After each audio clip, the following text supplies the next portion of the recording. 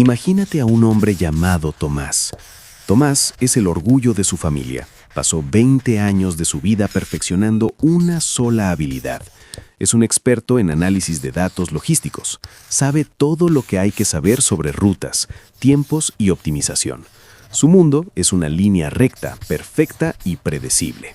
Tomás cree que su especialización es su escudo, su garantía de seguridad en un mundo incierto. Pero hoy, Tomás está frente a su computadora y siente un frío que no tiene nada que ver con el aire acondicionado. Acaba de ver cómo una herramienta de inteligencia artificial resolvió en 3 segundos el problema que a él le tomaba una semana. En ese instante, la armadura de Tomás se convierte en su celda. Se da cuenta de que ha pasado su vida convirtiéndose en una pieza de engranaje tan perfecta que ahora es increíblemente fácil de sustituir. Lo que Tomás está experimentando es la muerte del especialista. Y si tú sientes que tu trabajo, tu carrera o tu valor en el mercado se está diluyendo, es porque te han vendido la estafa más grande del siglo XXI. La idea de que para ser valioso debes saber más y más sobre menos y menos. Te han diseñado para ser una función, no un ser humano. Te han entrenado para ser predecible. Y en el momento en que eres predecible, eres reemplazable. Pero, ¿qué pasaría si te dijera que la salida de esta trampa no es estudiar más de lo mismo, sino empezar a aprender cosas que, en teoría, no te sirven para nada?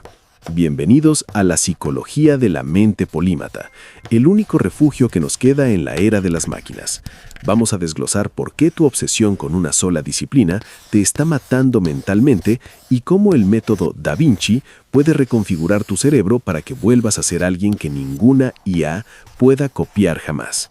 Porque la verdad es esta: la inteligencia artificial puede acceder a toda la información del mundo, pero lo que no puede hacer es conectar el punto A con el punto Z cuando nadie le ha dicho que esos puntos siquiera existen. Mira el dibujo en tu pantalla.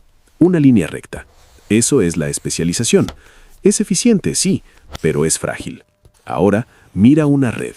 Eso es la polimatía. Si cortas un hilo de la red, la estructura se mantiene. Si cortas la línea recta, el sistema colapsa. El problema de nuestra educación moderna es que nos obliga a cortar todos nuestros hilos secundarios para alimentar uno solo.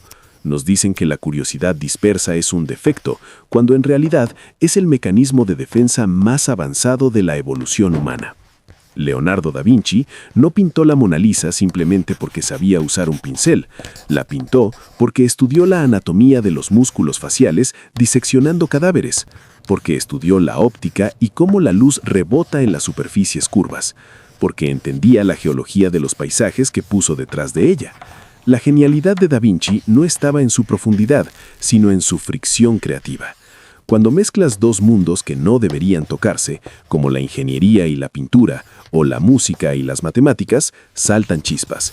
Esa chispa es lo que llamamos idea original, y es algo que una máquina, que solo opera bajo probabilidades y datos existentes, le cuesta horrores replicar. Tomás, nuestro personaje, empezó a notar que su mente se sentía seca. Cada vez que intentaba resolver un problema nuevo, su cerebro buscaba la respuesta en la misma carpeta de siempre. Estaba atrapado en un bucle cognitivo. La neurociencia nos dice que cuando solo hacemos una cosa, los caminos neuronales de esa tarea se vuelven autopistas, pero el resto de tu cerebro se convierte en un desierto.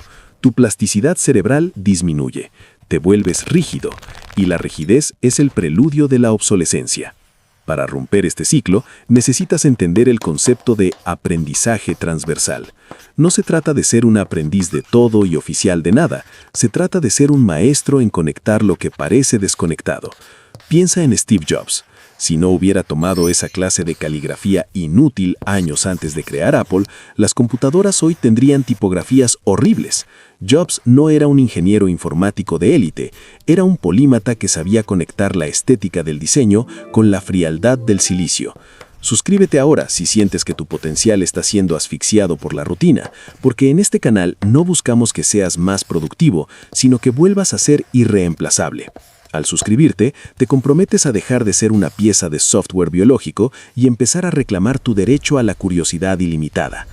Exactamente a la mitad de este camino, debemos hacernos la pregunta incómoda: ¿por qué tenemos tanto miedo a diversificar?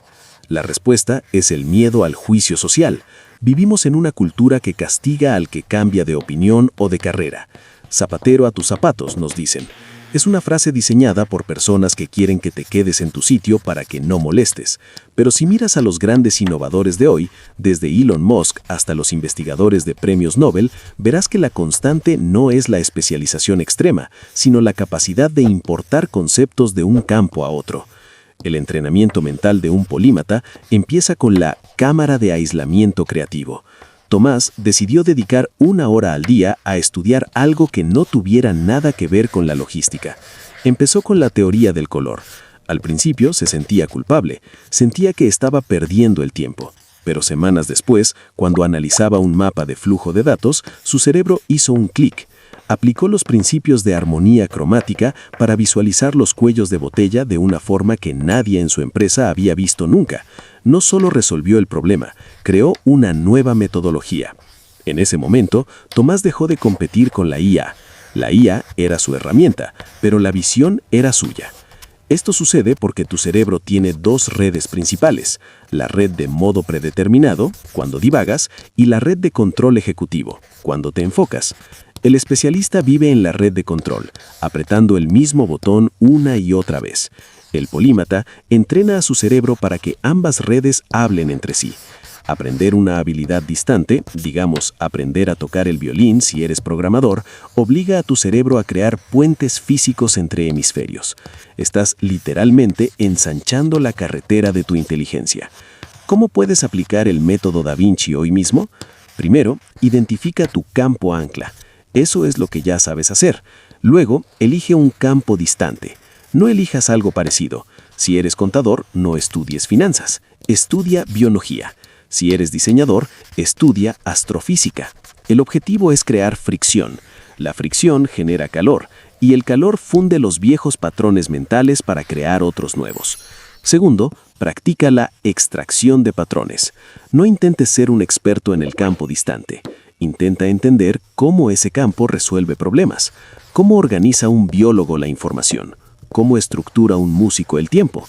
Esas son las herramientas que te llevarás de vuelta a tu campo ancla. Es como ser un espía que roba secretos de una industria para revolucionar otra. Tomás, nuestro personaje, dejó de ser un analista de datos para convertirse en arquitecto de sistemas vivos. Ya no tiene miedo de la IA, porque sabe que la máquina puede procesar la información, pero él es quien le da el propósito. Ha recuperado el brillo en sus ojos, porque el mundo ya no es una tarea pendiente, sino un laboratorio infinito. Su aislamiento ya no es soledad, es el espacio sagrado donde ocurre su entrenamiento. La especialización es para los insectos, decía Robert Heinlein. Un ser humano debería ser capaz de cambiar un pañal, planear una invasión, sacrificar un cerdo, conducir un barco, diseñar un edificio, escribir un soneto, equilibrar cuentas, diseñar una pared, consolar a los moribundos, recibir órdenes, dar órdenes, cooperar, actuar solo, resolver ecuaciones, analizar un nuevo problema, palear estiércol, programar una computadora y cocinar una comida sabrosa. Si te limitas a una sola cosa, te estás haciendo pequeño para caber en la caja que otros construyeron para ti. El mundo te necesita completo, te necesita complejo, te necesita impredecible. La próxima vez que alguien te pregunte a qué te dedicas, no respondas con tu puesto de trabajo. Responde con tu curiosidad, porque al final del día, tu CI no es un número fijo en un papel, es la medida de cuántas vidas diferentes eres capaz de vivir dentro de una sola vida. Gracias por quedarte en este rincón del silencio y la reflexión. Si este video ha resonado en alguna parte profunda de tu mente, considera suscribirte y compartirlo con alguien que se sienta atrapado en su propia especialización. El camino del polímata es solitario al principio, pero es el único que lleva a la verdadera libertad intelectual. Nos vemos en el próximo pensamiento.